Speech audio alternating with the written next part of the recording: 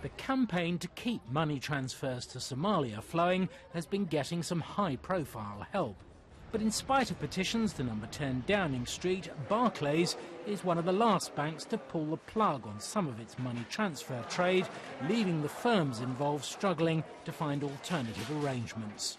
I sent first of all to my sister, my mother, my brother, and also my uncles, because for them to survive, the only way they can survive is the small money I'm sending.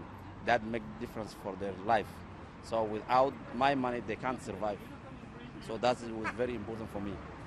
If they send the money, they're okay. If it's not, they did. Well, they say there aren't enough checks in the system, that they can't stop some of the money being laundered. Well, the check, how come the check is not working, you know, because no bank there. How can it work? If there's no bank, how can it work?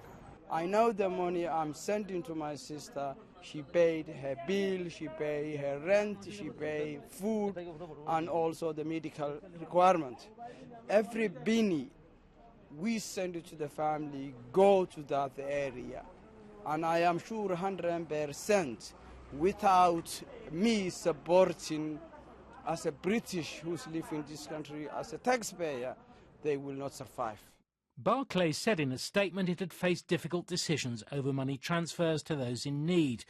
Barclays has an obligation to operate within the rules set by governments. Failure to do so would result in Barclays being prosecuted by regulators around the world. Of the 4 Barclays has asked to find another bank, a number have found a full or partial solution.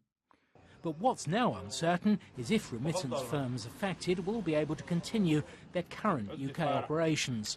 Nigel Cassidy, BBC News, East London.